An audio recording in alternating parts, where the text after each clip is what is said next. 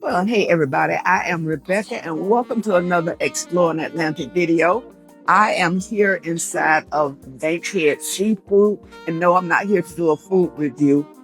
This is a restaurant on the west side that is owned by local rappers Killer Mike and T.I.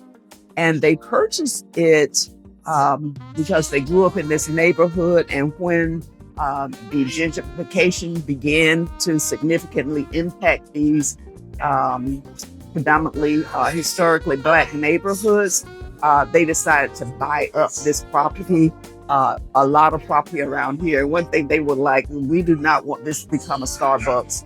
And this is something that, they've had since their childhood. So they bought up a lot of property in this area. So we're going to be exploring this west side. TI has a affordable housing unit down the street. We're going to be exploring that. We're also going to explore the park. And a lot of this area has really been revitalized or in the process of being revitalized. So we're going to take a look at some of this in this area. Now, before we get started, if you are enjoying the video, please consider liking and subscribing to the channel because it helps to grow and bring more videos like this. So get ready to put your walking shoes on and we're going to hit these streets.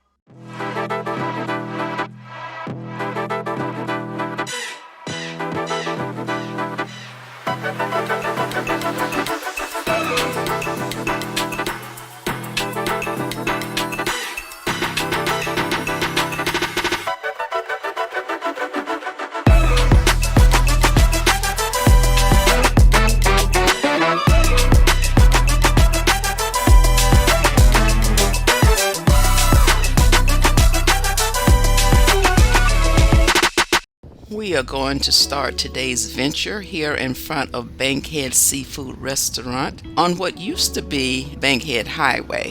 In 1998, the name was changed to Donald Lee Hollowell Parkway in honor of a prominent civil rights attorney. The city also wanted to rebrand the area away from the negative stigma associated with the name Bankhead Highway. When I had lunch here last year, I believe, this was not a vacant lot. There was a building here. I'll be interested to see what gets built on this lot. This is where T.I. and Killer Mike grew up. T.I. grew up in Center Hill, Bankhead neighborhood, and Killer Mike in the Collier Heights neighborhood, historically Black neighborhoods. All right, we are a little farther down Donald Lee Hollowell Parkway in the Center Hill neighborhood. This is called Entrada Westside.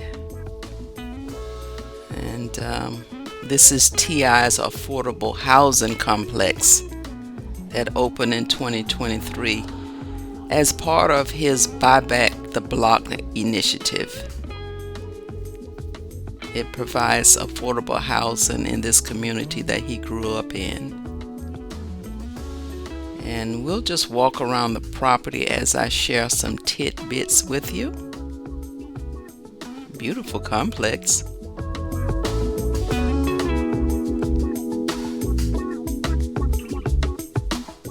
Nicely manicured there. In 2017, T.I. founded the Buyback the Block initiative, and he partnered with Killer Mike to make some key acquisitions. Their goal was to redevelop and revitalize the communities that they grew up in.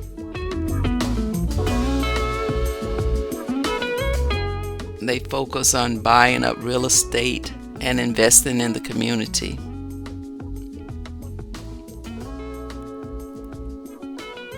And as I mentioned earlier, they purchased the historic Bankhead Seafood restaurant in 2018, in which the owner decided to close it after 50 years of being in the community.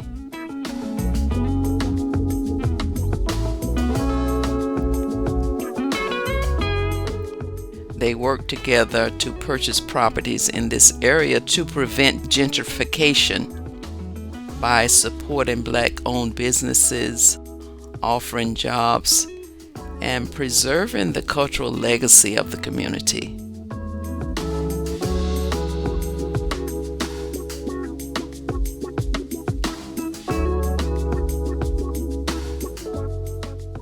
This complex has 143 units, including 1, 2, and 3 bedrooms. It has a fitness center and a computer center.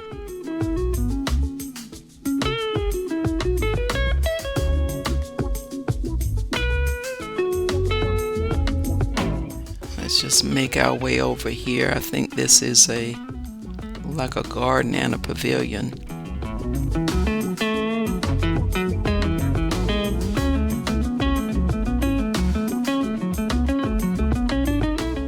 During the 1980s and 90s, this area was heavily impacted by the crack cocaine epidemic. You had high rates of crime and drug-related activity that led to a couple of decades of just economic decline. This became an extremely desolate area for businesses. No grocery chains, and no fresh produce, no CVS, just liquor stores.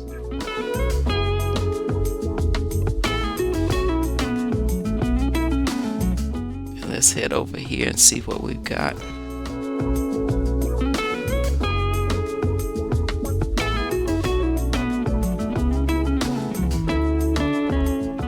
All right, a little garden center there.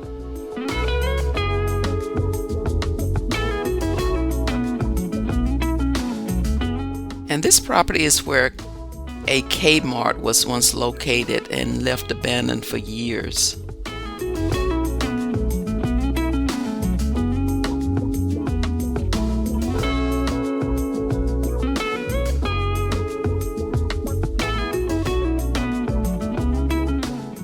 There's a pavilion there.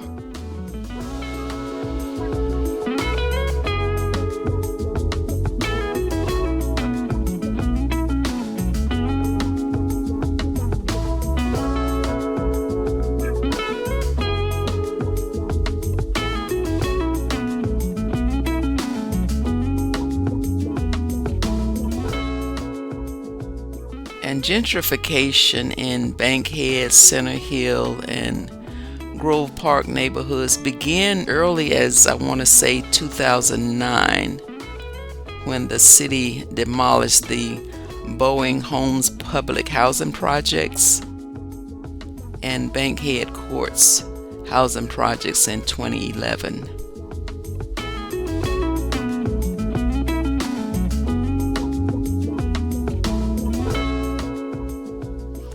Those residents were given housing vouchers to relocate, which sentimentally broke up their community networks.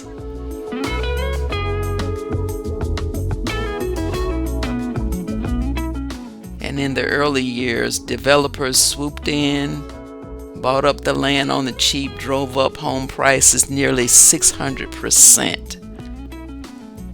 And that began the demographic shift in this area.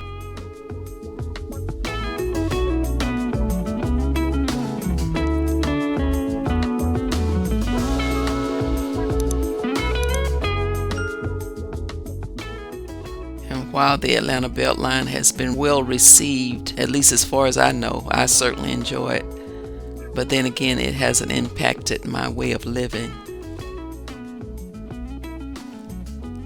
But it doesn't appear that the planners included any provisions for affordable housing,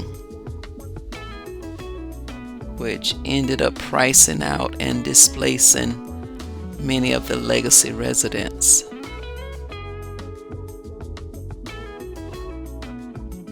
Now for Killer Mike and T.I., the turnaround came when the Mercedes-Benz Stadium opened in 2017 and the Westside Beltline was starting to ramp up around that same time, just minutes away from here.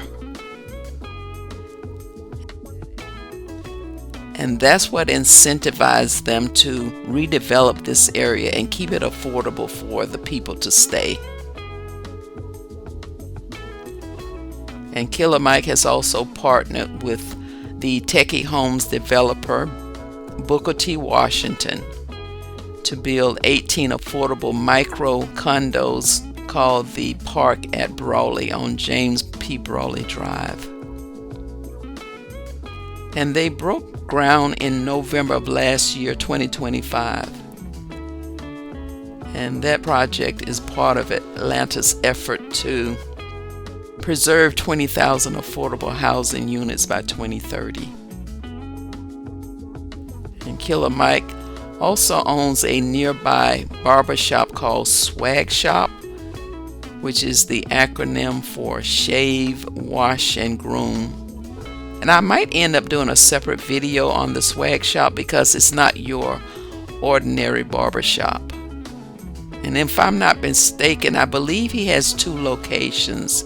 One inside State Farm Arena that opens during Hawks home games. T.I. also owns the Trap Music Museum that opened nearby in 2018. And it's an exhibit that documents the history and culture of Southern trap music.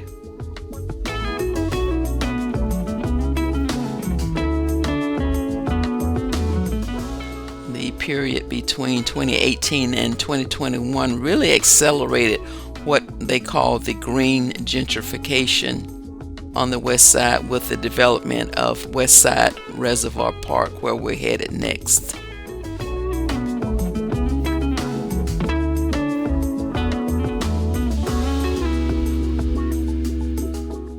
Now, Tip and Mike, they didn't buy up the entire west side, but they made a significant dent in keeping their old community intact.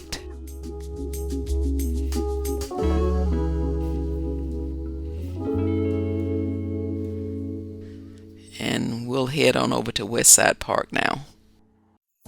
Before we leave this Center Hill Bankhead neighborhood, I want to show you a couple of other future revitalization projects to be developed in this area. And I'm going to put a map on the screen here. Now you see that red circle? That is Chapel Road, a 31-acre parcel of land that the Beltline purchased in 2021 to build more affordable housing and economic development, including commercial space and retail space. And it's within a mile of this Entrada complex, and I understand the construction phase is expected to begin this year.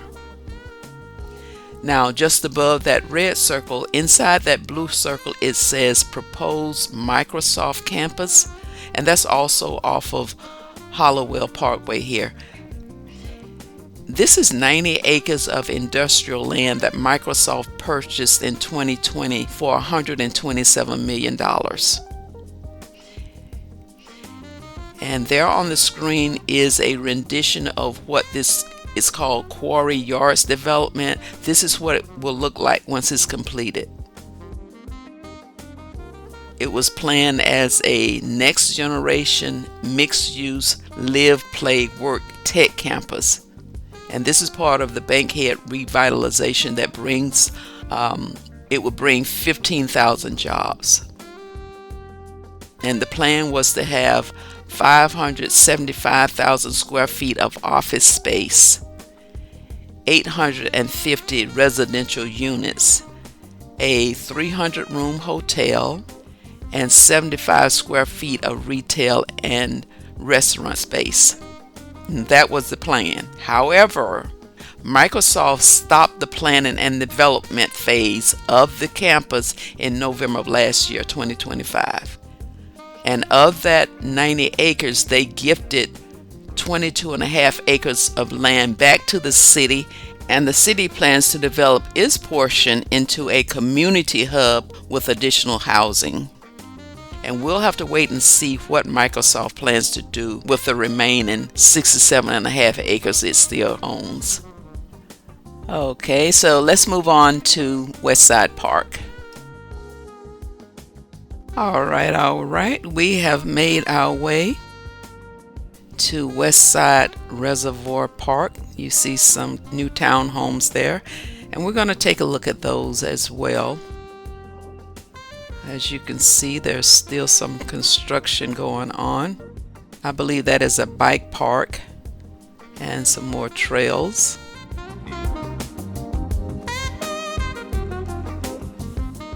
Now, Reservoir Park, that was the original name. And last year, the city council voted to rename it Shirley Clark Franklin Park. So we're going to start here. There are two sides to the park, and there are two entrances. This is entrance number 1, and there's a second entrance a little further down the street, Johnson Road. And we're just going to walk. I don't know what is here. It's very beautiful though, isn't it? Look how green and beautiful it is. Looks like some restrooms there on the right. Am I going to take these stairs? No, I think I'm going to follow this trail. But no, as I was saying, Shirley Franklin was the mayor of Atlanta in 2005 when the Atlanta Beltline project was launched. And she served as mayor from 2002 to 2010.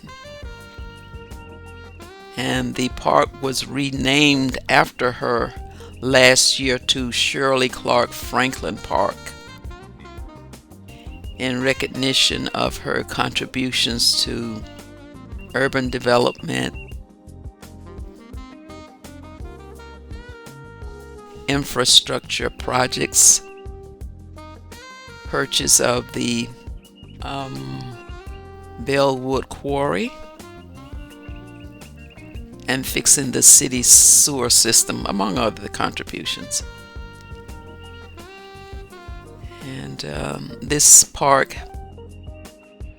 is, I was about to say 280 acres of green space. And by far it's the largest park in the city.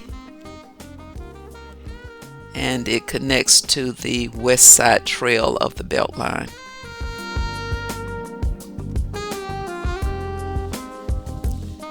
Looks like we have a little pavilion here.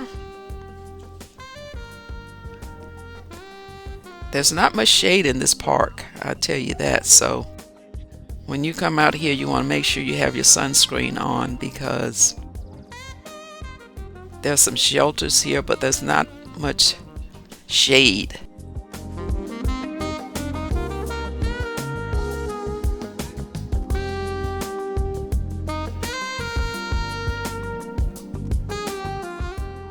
We're on one side of the park that is,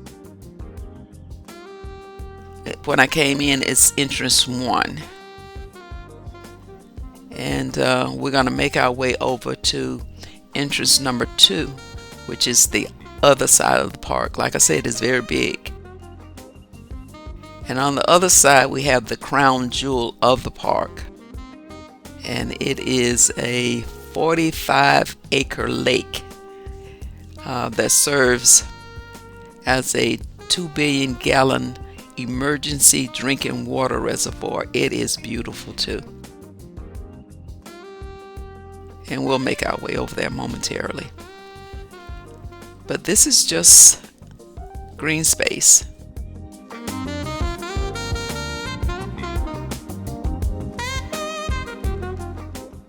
Got some emergency apparatus there, park benches. And today is very beautiful. I guess it's in the low 70s.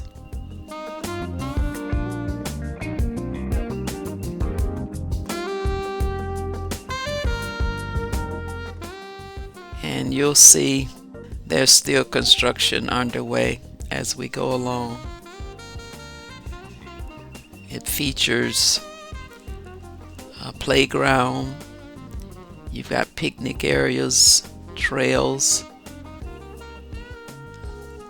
as well as walking and biking lanes. And of course, you saw there are benches and of course public restrooms. So if you have any dogs, your pooches are welcome here.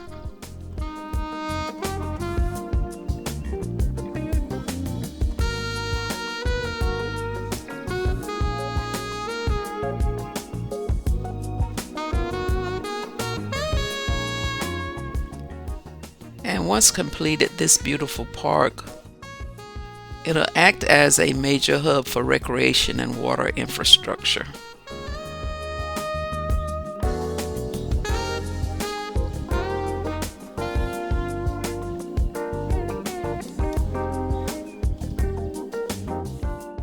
And like I said, it's huge. It's a place where the entire family can come and just have a great experience. Oh, and there you see some art, those giant balls there.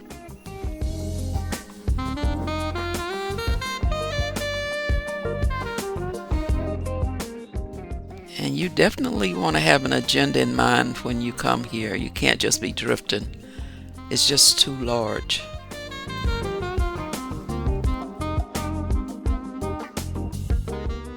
And this is part of the belt line here. You go left down the hill and you just follow that path, that trail.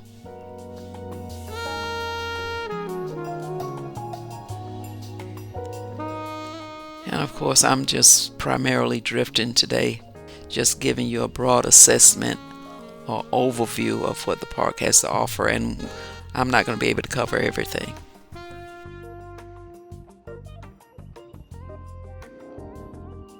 And although the park has had an official name change, you might still see some references to Westside Park that haven't been updated yet. So just don't want you to be confused about that if you see Westside Park. But the name was just officially changed last year to Shirley Clark Franklin Park.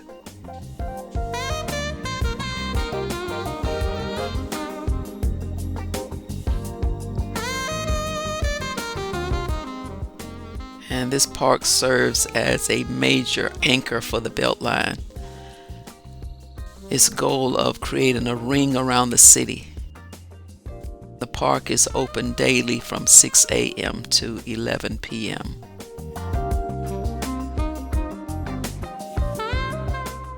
And next I want to show you some of the housing development in the area. And there you can connect to the Beltline. I have made my way down the street in front of entrance number 2 of the park. I wanted to show you 2 new townhome developments here on Johnson Road across from the park. And you can't see them from here. They are to my left and right on the same side of the road that I'm standing. I'm going to just cross the street. And I'm going to place on your screen an aerial view image of these 2 developments there for reference. And you can see the whale ribs structure circled in red there at entrance 2 there on Johnson Road. On the left is the West Highlands townhouse community. The developer is Brock Built. The development is part of the Beltline Revitalization 1029 West project. You can see the home prices range from $500,000 to $630,000. To your right is the Park View Townhouse development by Ashton Woods. It is a gated community. The home prices range from $400,000 to $461,000. And of course, they both have HOAs. This is Grove Park, a historically black neighborhood now facing the pressures of gentrification. This is why you have individuals like T.I. and Killer Mike who are committed to purchasing and developing properties on the west side where they were raised, while opposing corporate takeover and displacement of legacy residents, and ensuring them opportunities to stay, thrive, and avoid being displaced. And I believe that they are also using their celebrity influence in a positive way to bring in dollars from the outside to support their vision. At least I think it's a possibility.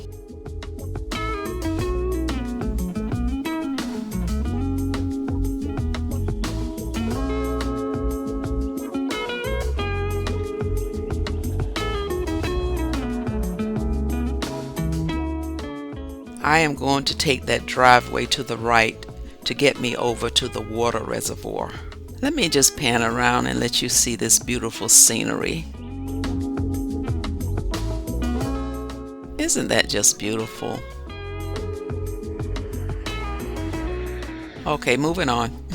I'm in the parking lot on the other side of Westside Park.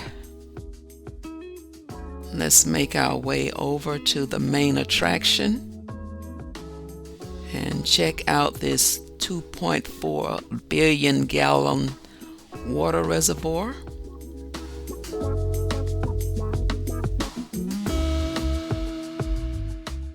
Ample parking there.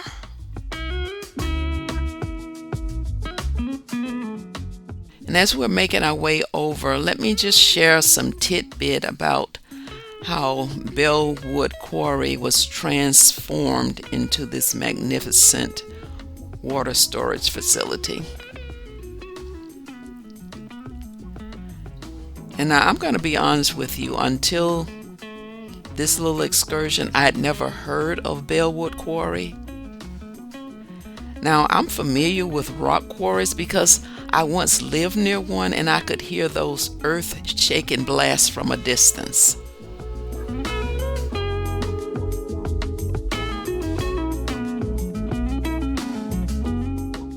What you may or may not know is that a quarry is a place where rock and earth minerals like limestone, granite, marble, sand, and gravel are excavated from the earth and used as material in construction and infrastructure, road, bridges, landscape, and so on. There you have a shelter there. And heavy equipment is used for drilling and blasting to break through these large sections of rock. And I've even heard dynamite blast from a distance, which is very common. And after a while, I just got used to it.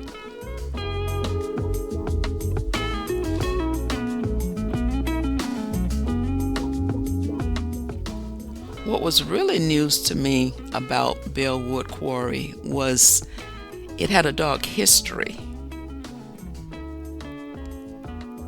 For 70 years, beginning in the late 1800s and continuing into the second half of the 20th century, it operated as a forced labor prison camp. I was like, what? Yeah. It was the site of the Bellwood convict labor camp. Convict leasing and chain gangs. Now, it wasn't the only one in Georgia, but it was the most notorious. And that really piqued my interest. I started to wonder what made it legal for prisoners, and these were predominantly African American men. What made it legal for them to be forced into such grueling labor, breaking and loading granite, chained together in striped gear, no less, under brutal and hostile conditions, faced with excessive work quotas, subjected to starvation. There was tuberculosis and pneumonia. You had armed guards lording over them, and many of them succumbing to the brutality for something as minor as petty theft or vagrancy. Can you imagine that? Now, slavery had been abolished. However, Southern state governments used the Except Clause in the 13th Amendment of the Constitution as a loophole to legalize convict leasing. And what is stated is that although involuntary servitude had been abolished, the Except Clause specifically allowed it to remain legal for prisoners convicted of a crime. It was slavery by another name. It was racist, it was violent, and you better believe it was profitable. I want to find the lake. There was a cabal of profiteers, including the police and the courts, that kept this corrupt system revolving for decades. Unbelievable. Restrooms and shelter there ahead. That building straight ahead, that is the water supply pumping station that's run by the Department of Watershed Management. Some undeveloped land there. There are 4 event lawns in the park.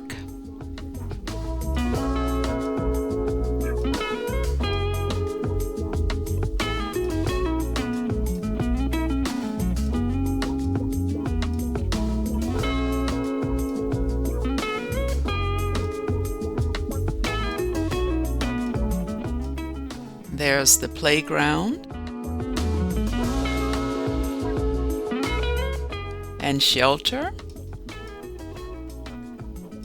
The reservoir is straight ahead in the distance. Let's just make our way over there. Here we are at the site of the reservoir.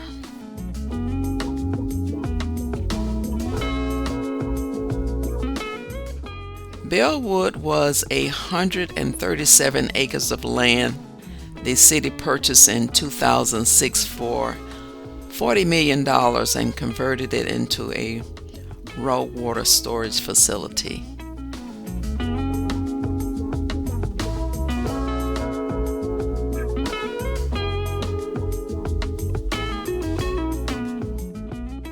The city installed a $320 million 5-mile, 10-foot wide tunnel system that connects directly to the Chattahoochee River that pumps water into the reservoir. The quarry operated for over 100 years before closing its active mining operations in 2007 when the city took over ownership of the land. After the acquisition, the land actually sat dormant for 10 years, and during which time there were a number of film productions on location here, including The Walking Dead, The Vampire Diaries, and The Hunger Games. Construction didn't start until 2016. It was completed and opened to the public in 2021.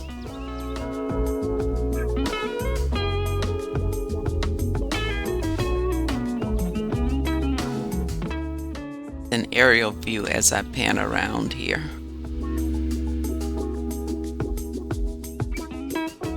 There is a plaza that overlooks the reservoir that gives you a beautiful view looking down across the water, but it's too warm out here to trek up that hill not knowing how far it is. So that is just an FYI. We are coming to the end of our tour today. I have made it back to the entrance number 1 side of the park. Before I wrap up, I just want to give you a glimpse of the bike park that's scheduled for completion this summer. The trail section surrounding the bike park should be completed in late, I believe, 2027 or early 2028.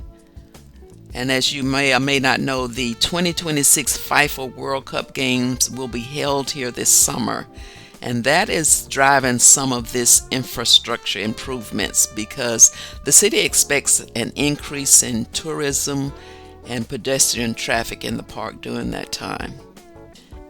Okay, so I'm back here at Bankhead Seafood, ready to dig into my lunch here. I hope that you have enjoyed the video. I certainly have enjoyed it. I've seen some things on this side I didn't realize as far as the Beltline is concerned. I've never been on the west side to the park or whatever. It's really beautiful. But as I said, there are some pluses and minuses when it comes to gentrification. But I hope that you've enjoyed it as much as I have in presenting it. Before I go, I do want to say something about the food here. So Killer Mike and T.I., if you are listening, I have a couple of grievances or feedback to give you. Now, I could not substitute anything when I ordered. I did not want French fries, but I could not substitute it, even if I wanted to pay extra for it. That's number one. Number two, I wanted a combination of seafood as far as catfish and the pollock. Because it wasn't on me, I could not do that, even if I was willing to pay extra for it.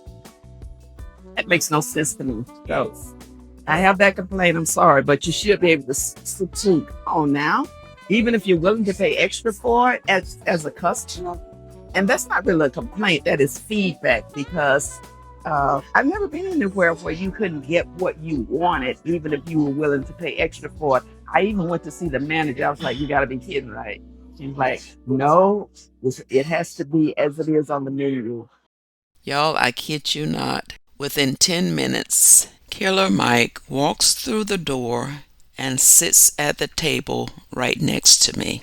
And he's noticeably outgoing. He looks over and speaks. And I said something to the effect of, you're not going to believe this, but I just finished giving you the business. Stay tuned and see what happens next. Hold on, so I hope you didn't tell me nothing bad. Don't you tell me nothing bad. I gave you some feedback. Well, so give me the feedback. What? I'm willing to hear you. I wanted to substitute my French fries for something else. No, you can't do that. Okay. I said, I'll pay extra for it. I wanted to do the combo. I said, can I get like the catfish and pollock? I'm willing to pay. Nope, you can't do that. So I need to develop a combo in which I can switch the fish, and I need to develop a way to swap side. Yes. Okay. Because, we're willing to pay for it. Yes, ma'am. And no drink that doesn't have sugar. I do Diet Coke. You do Diet Coke? Mm-hmm. Okay. See, so our philosophy behind that has been, I'm not a big fan of the diet sodas because they make you eat more, even though that'd be good for my bottom dollar. The diet sodas make you eat actual sugar. You get your sugar spike. I give you take you 10-minute walk and do your ass or whatever. But we're really a once a week. So my grandparents would only bring me here on Fridays. Okay. Right. So my grandmother cooked every day. So, we've been eating old folk. We've eaten pretty responsible, our proteins, our mixed vegetables, right, complex because you have sweet potato. But here, you just got to eat bad. You know what I mean? So this is kind of your eat bad place. So if you're going to come here more, I'll definitely put a diet option on there or zero sugar option. But I'll address immediately the combo, even though you exotic. I like your hair. That's how I know you're exotic. So I'm going to work on the combo, and I work on being able to swap out that. And thank you for helping me understand. Yeah, because I'm willing to pay for it, and I'm sure people are willing to pay for it. So I appreciate you. Can you believe this? He came sit down beside me. Yeah, I'm Michael. I'm one of the owners of Bankhead Seafood. A guy named T.I. and I are continuing Miss Helen Harden's Odyssey. I just happened to come in here today because I have a meeting, and she gave me some feedback. I was going to help my restaurant grow, and you guys be able to mix up this. All right, thank you. All right, thank you. That made my day. On your way out, please don't forget to like, share, comment, subscribe, and help us get to 5,000 subscribers. I will see you again next week. Take care. Bye-bye now.